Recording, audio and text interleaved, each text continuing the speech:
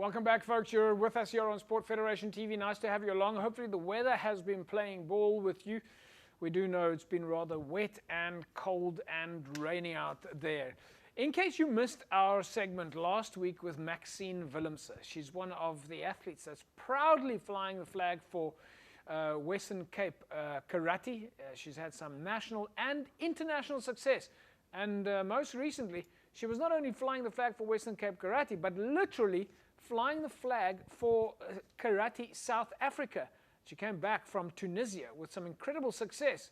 We thought we would show you this interview one more time. South African Karate Kata Championship just returned from the South Africa Beach Games. Maxine, welcome. Yes, thank you, JP. Last time we had you in studio, last time we had you in studio was online. Yes, in COVID. Was that real? Were you guys really training during online, behind the scenes, behind the camera? When Yes, no one was watching? We were, but we also did our best to actually get to the dojo irrespective of the restrictions. So we just took the risk as well to make it to the dojo during COVID. And when you were doing that, were you able to at least keep your form like on track of what you wanted? I mean, Yes, probably not as much as I would have wanted it to be, because, you know, training was also limited. Instead of 5 to 6 days a week, it was like 2 days during the week. So it was difficult, but then you actually had to force yourself to train at home. Which can also be challenging if you're alone. So we've had a kind of like a new thing for sport in South Africa, and you're proudly wearing the South African gear. There's of course the Sascock kit, where when you go overseas and you're representing the country. It was now the Africa Beach Games in Tunisia, and you went to represent South Africa. I mean, you've represented South Africa many times, but this one is something slightly different. Yes, it was different for me, to be honest. Apart from the competition, was the day before I left, I got a message to say that I'll be the flag bearer of my country. Yeah. That was, in the moment, I thought, okay, but why me? And then by the time we got eventually to Tunisia, the president was there, the Sascock exec was there, and they told me, you'll be carrying the flag of South Africa. You're on the same level as Cassius Semenya, Wade van der Kerk, all those people. And I'm thinking, wow, it was such an honor and a privilege to have been the flag bearer of my country. Even though I felt different pressure, apart from going to the actual competition. That was before the competition, and the competition in a nutshell, it was an amazing experience. Well, we don't want you to give us a nutshell, we want the whole story now, so not the nutshell.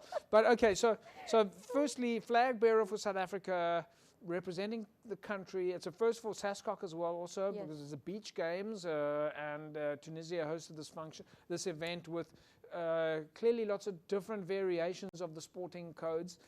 But I think for you, from a karate perspective, and you're used to competing on an international level in karate, the difference here, and just for the folks back home, folks know you understand, Maxine is a kata specialist, but we're going to speak about what kata is in a second. But the difference here, of course, that you were actually competing on the beach. Yes. It's the same competition for everybody, we know that. Yes.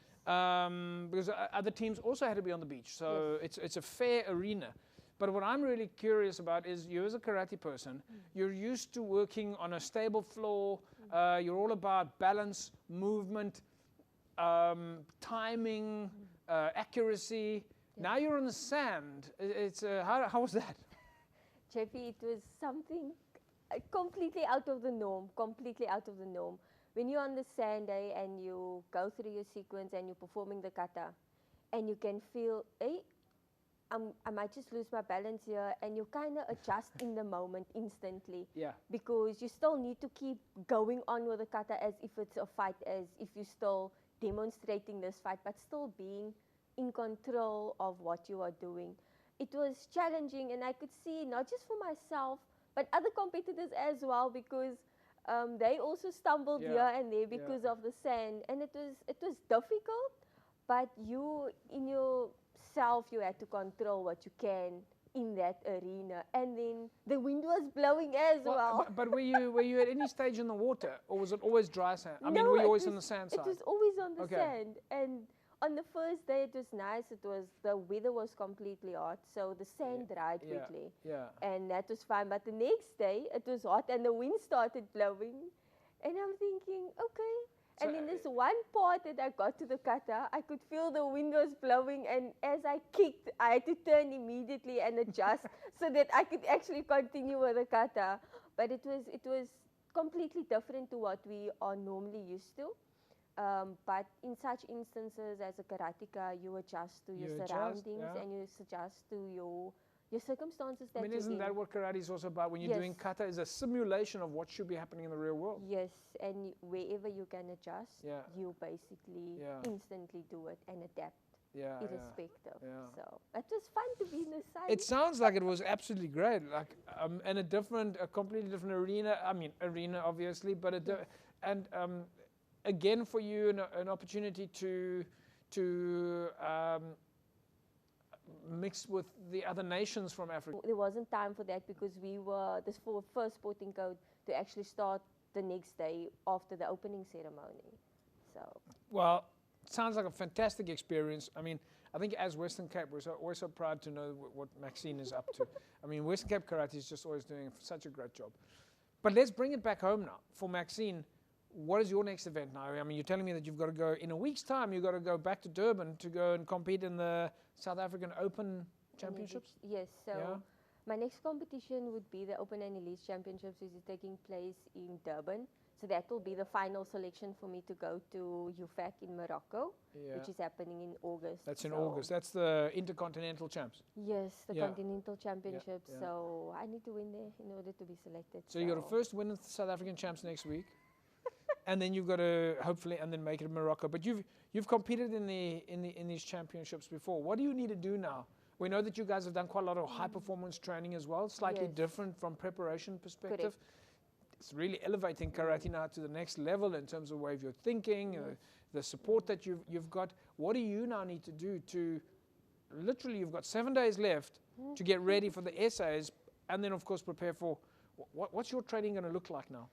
So in a nutshell, I'm already training for UFAC. My mindset is there, irrespective. So for now, for the next 7 days, I think I just need to focus mentally.